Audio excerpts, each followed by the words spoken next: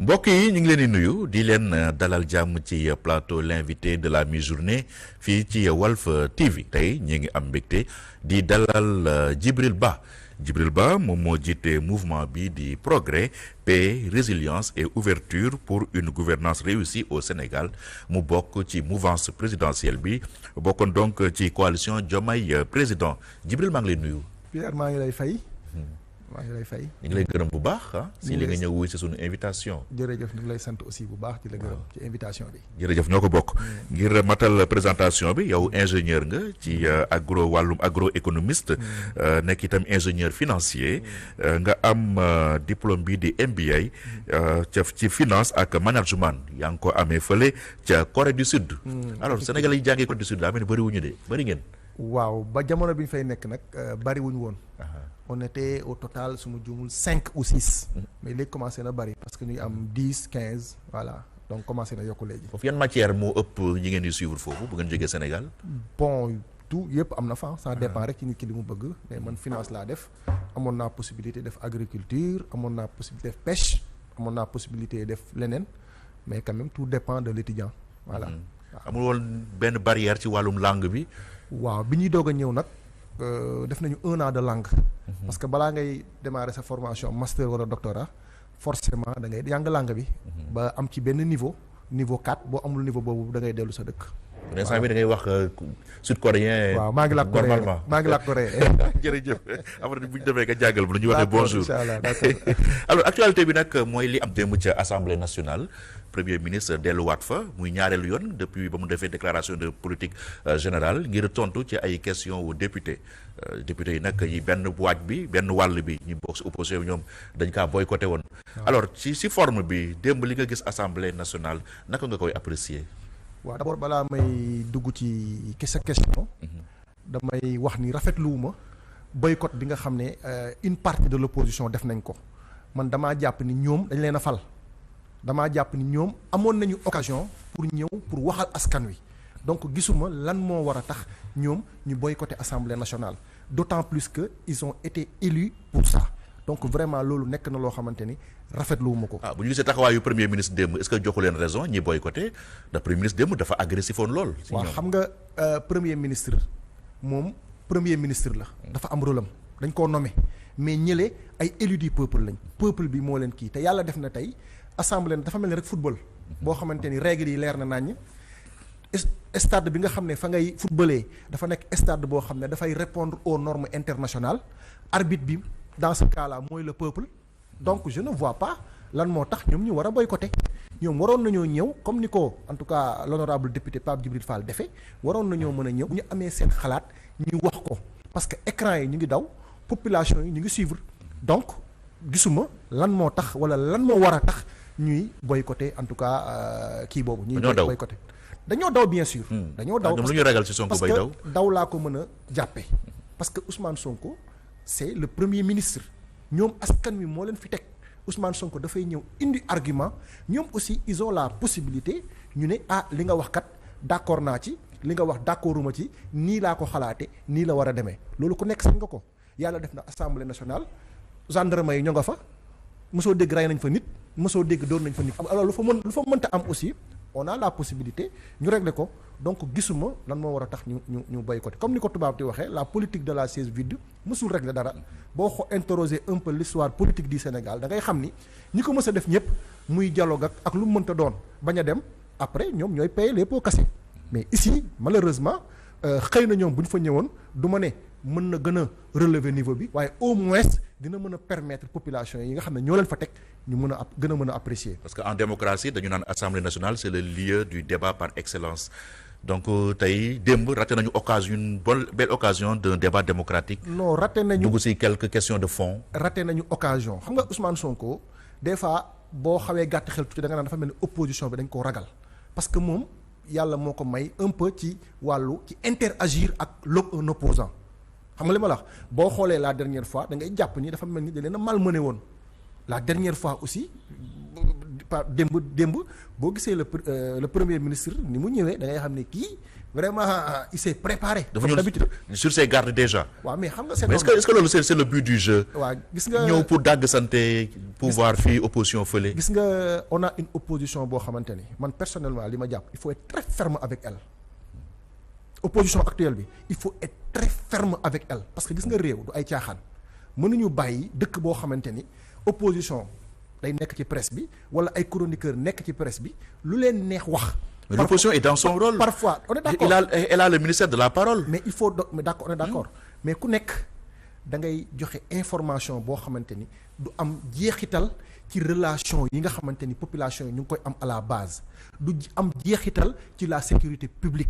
du am jeexital sur les finances publiques maanaam du am jeexital ci askan wi mais am na information yoo xamante ni c'est des informations extrêmement sensibles yoo xam ne boo koy teg sur la table dafa war a nekk lu leer lu mel ne par exemple la justice waroo ci wax n'importe quoi surtout ay dossiers yoo xam ne c'est des dossiers pendants lu mel ni par exemple ay problèmes sécurité lu mel ne Casamance par exemple c'est des sujets extrêmement sensibles yoo xam ne n'importe qui waru cee wax n'importe qui waru cee wax na mu ko neexee donc fort de tous ces constats quand même à mon avis il va falloir être très ferme sur ça et mettre les points sur des i. parce que dans un pays sans opposition. non l'opposition est toujours là. ah wala ñuy surveiller les libertés. gis nga et puis sax man des fois dama naan ñi war a opposer dëgg sax génnaguñu. ñu war a opposé génnaguñu dafay mel ni tey da ngay jàpp ni ñi nekk au devant de la scène ñu yónni la je dis pas que ñi wax wala ñi porter l'opposition sont insignifiants mais ñi war a opposé dëgg man tey je m'attendais à ce que un Amadou Ba jël la parole nekk au devant de la scène je m'attendais à ce que tey un Abdoulaye Daouda Diallo dem au devant de la scène wax.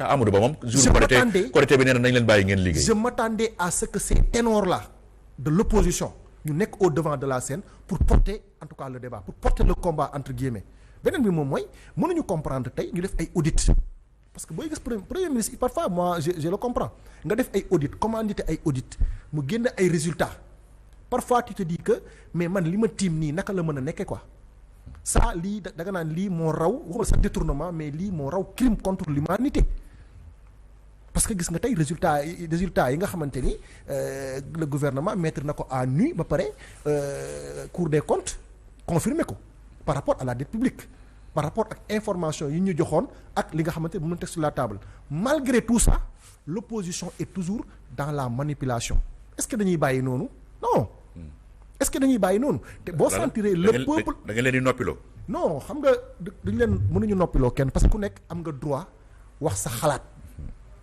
mais li ñuy bañ moom mooy yow nekkoo ci dëgg ba pare bëgg a porter yenn discours yi pour défier l'opinion publique loolu baaxul ci réew. nañ bàyyi peuple bi apprécier rek peuple bi moom il est doué de raison et d'intelligence. on est d'accord xam na discours bu yenu maanaa ak bu yenuwul maanaa. mais dañ bàyyi ku nekk rek wax rek. bu yemoon foofu rek xam nga bu yemoon foofu rek mu neex bu yemoon foofu rek àndut ak ay saaga àndut ak ay diffamation àndut ak wax ju ñaaw je pense que y a pas de souci. parce que tey am na ay chroniqueurs wala am na ñu nekk ci opposition ñu ngi continuer di wax ba léegi mais boo ci boolee ay contre-vérité wala ngay dugg ci kër jàmbur wala ngay dugg ci famille jàmbur lu ne nga wax ko mais y a un problème parce que opposition bi loo ci mënta wax pas opposition les nouvelles autorités kenn ci ñoom mosoo ko dégg mu saaga laa wax saaga mais aujourd'hui c'est des insultes partout ñu ngi inondé plateau yi wax ju ñaaw à gauche à droite à mon avis quand même. léegi ñooñu opposition moo leen yónni. ah ñooñu di def wax invective yeeg yooyu nga ni opposition moo leen yónni. bon man li ma jàpp mooy ñi nga xam ne dañoo nekk au devant de la scène yépp tey di wax ñu ci baree dañ leen yónni man loolu laa jàpp pour preuve aujourd'hui est-ce que mën nga comprendre tey li nga xamante tey li ci audit yi li mu génnee qu'est-ce qui empêche à Amadou Ba de parler qu'est-ce qui empêche à Abdoulaye Daouda Diallo de parler qu'est-ce qui empêche à A B C D X Y Z ñu wax. mais Amadou Ba nee na jour Korité nañu bàyyi Sonko ak Diomaye ñu liggéey loolu doy la. ça c'est sa communication c'est sa communication mais quand même bon on verra la suite mais li am solo ba am solo moom mooy les véritables acteurs porté wuñu quand même débat bi malheureusement ñi fi nekk ci kaw nii wax nii rek bon encore une fois sous-estime ma leen mais on attend mieux. waaw bu mu la déggee ngay xarab opposition bi di xarab chroniqueurs yi mais man damay jaaxle parce que barki démb rek la Macky Sall amul lu mu fi déggul la Djibril Ba lu ne yàq nañ ko fi Ousmane Sonko lu ne yàq na ko Macky Sall li fii plateau yi lu ne yàq nañ fi Macky Sall. mais pourtant daf kaa muñ.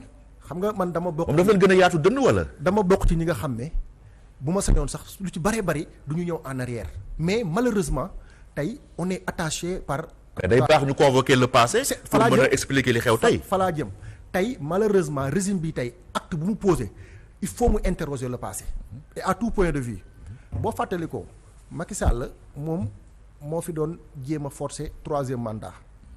Macky Sall moo fi doon forcer 3e mandat ci régime mu Macky Sall ci nga gis plus de 80 personnes ñu rey leen ci régime mu Macky Sall ci nga gis ñu traité ay xale de terroriste ci régime mu Macky Sall ci nga gis ñu accuser à tort un opposant koo xamante ne dafa violé ab xale bu jigéen te ku nekk xam na fi mu mujj ci régime mu Macky Sall ci nga gis ñu jàppoon l'actuel président de la République parce que tout simplement defoon na benn post ci Facebook saagawul kenn waxul lu bon waxul lu ñaaw ci régime Macky Sall ci nga gis actuel président de l'Assemblée nationale ñu mettre ko sous bracelet électronique ci loo xamante ni tegul ci dara gis nga ñiy géem a comparer ñaari régime yi pour man comparaison n'est pas raison pour man bokkul ce qui s'est passé avec le régime sortant yàlla bu mu amati Sénégal am na fi ay temps yoo xamante ni sénégalais bu nekk yàkkamti woon nga élection am ba Macky Sall jóge fi même boo ko faralul parce que metti woon na fitna gi metti woon na et cetera ci régime bu Macky Sall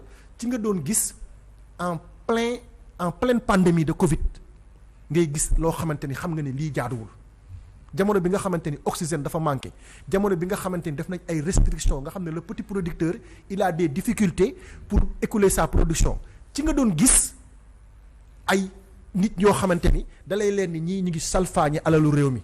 te pourtant tey gis nga li mu joxe. donc li amoon jamonoy Macky Sall mosu fi am en toute franchise mosu fi am donc ñuy jéem a def benn comparaison entre le régime de Macky Sall ak l'actuel régime. kon da nga jàpp ni attaque ñi ko doon attaqué lu valable la yoon la woon. non Macky Sall kenn moom moo doon attaqué waate sax xam nga boo xoolee ñi mu doon attaqué amuñu woon doole amuñu woon dara à l'époque Ousmane Sonko par exemple à part le peuple négligé wu ma peuple parce que peuple moo tax mu am li mu am tey lan la mënoon def Macky Sall rien Macky Sall a utilisé la police Macky Sall a utilisé la gendarmerie teg ko ci kaw askan wi on a tout vu mais actuelle opposition tey extrêmement puissante on a une opposition très puissante quoi qu'on puisse dire lan lañ ko mën a def. puissante côté financier wala côté mobilisation. non xam nga ni côté financier moo tax may wax. c'est une opposition très riche. dafa toog sur un trésor de guerre. en tout cas si on interroge aujourd'hui les chiffres si on essaie d'exploiter les rapports les audits et cetera da ngay xam ni ñii dañoo toog ci lu bari.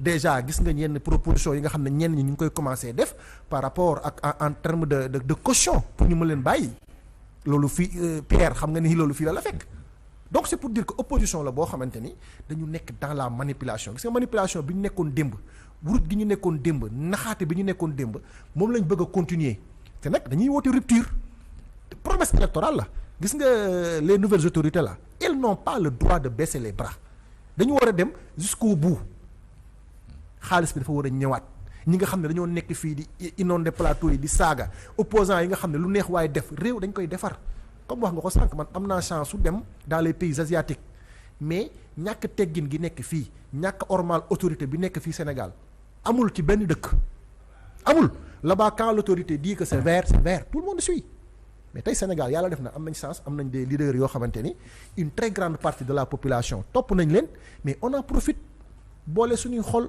boole suñuy xalaat bàyyi intérêt crypto personnel dafa réew mi mais on peut pas continuer toujours bras de fer opposition lii état lii bras de fer boo xamante ni tegul ci dara lu dul opposition la boo xamante ni bëgg nañoo nax ba yóbbaale li nga xamante ni ñun ñoo ko moom te ça on va pas l'accepter.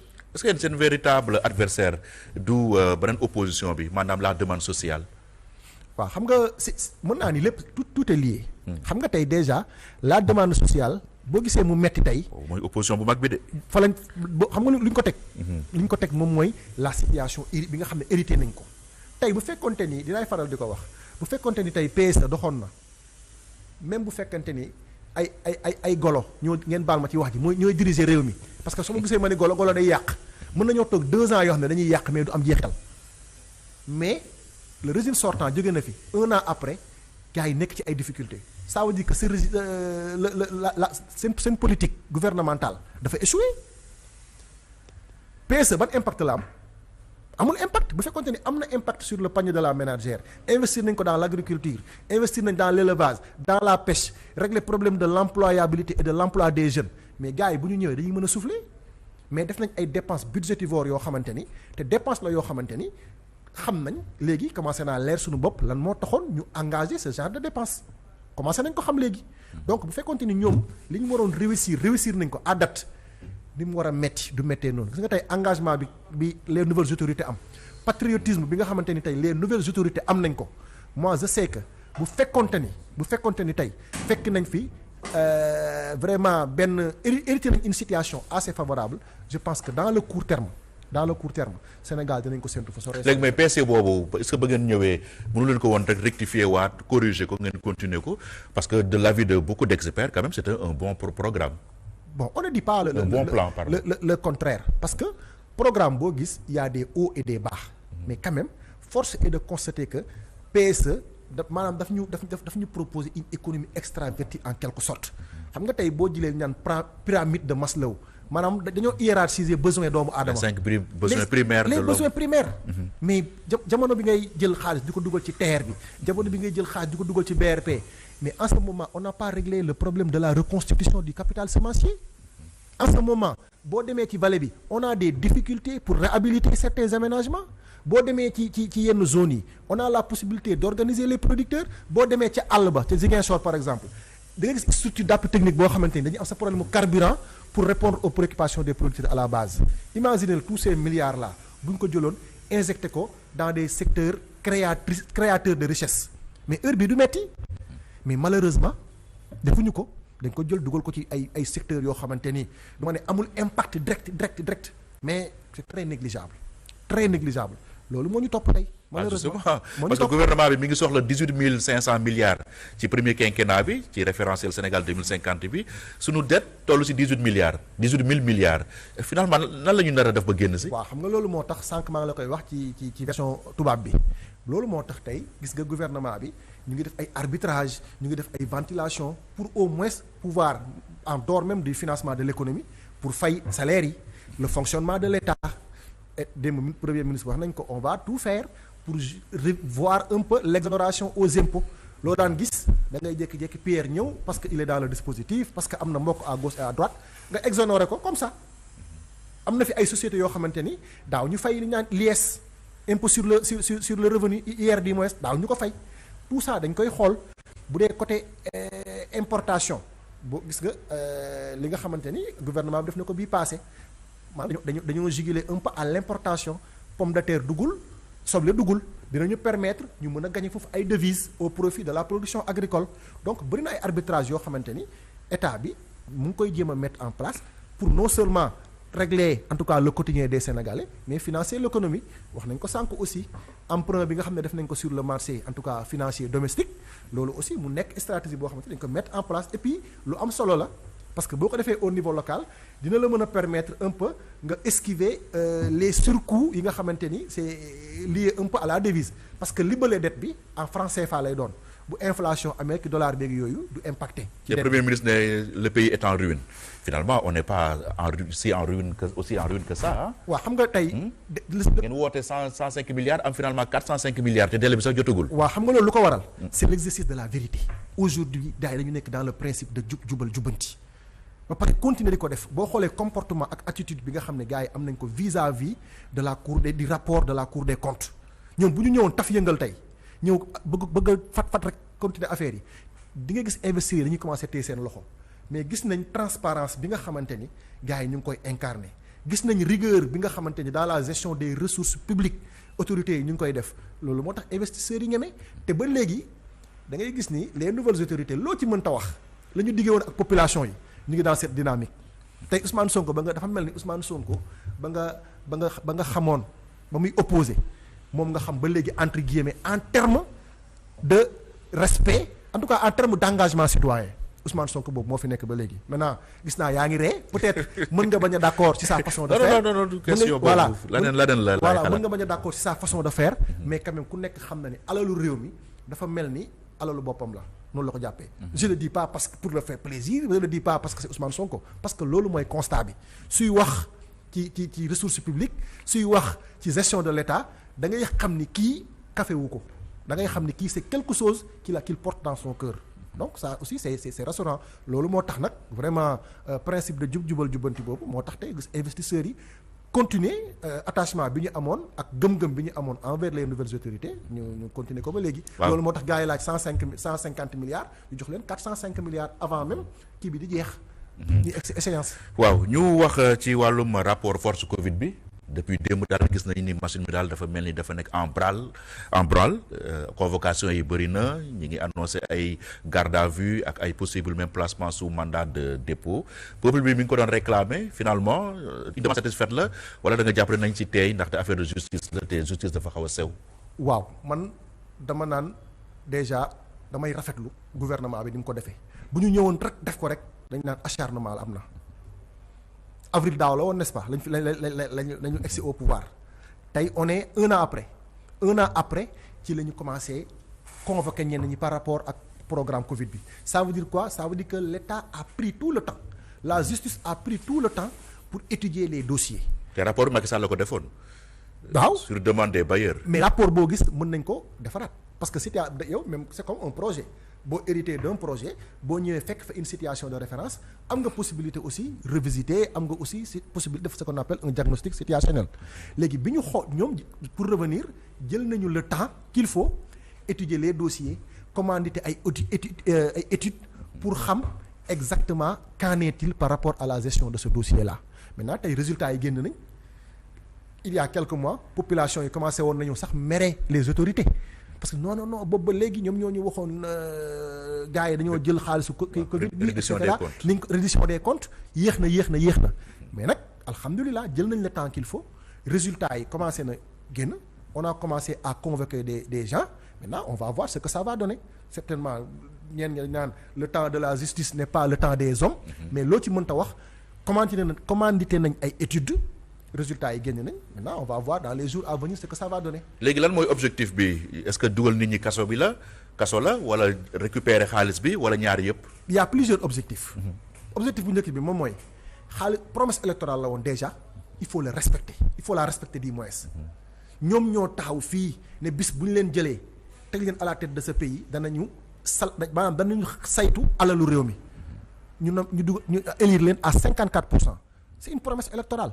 Deuxièmement dafa am benn leçon de morale boo xam ne war naa jàll. il est temps que yow Pierre-Edouard bu ñu la jëlee jox la nga gérer des deniers publics nga xam ni lii moomoo ko doo ko jël rek yóbbu ko sa dëkk jënd ko sa ngurbaan wala leneen yëpp et cetera mais dafa nekk loo xamante ni da nga koy jël delloo ko ci askan wi donc c'est le moment de dire halte désormais d'ici 100 ans d'ici 1000 ans jusqu'à l'extinction du soleil képp koo xam ne joxati nañ la alalu réew mi tu vas rendre compte. doo jaawale sa poste ak poste askan wi mieux le premier ministre wax na ko démb on va ratisser très large képp kuy fonctionnaire képp ku ñuy jox alalu réew mi balaa ngay jël fonction da nga def déclaration de patrimoine ñu xam ni à T0 bi ngay dugg lii nga amoon à T plus delta T booy génn ñaata nga am pour ñu mën a évaluer bi ci des moom mooy dañoo war a rek aujourd'hui dañu nekk ci ay difficultés aujourd'hui les dettes yi c'est 99% du PIB.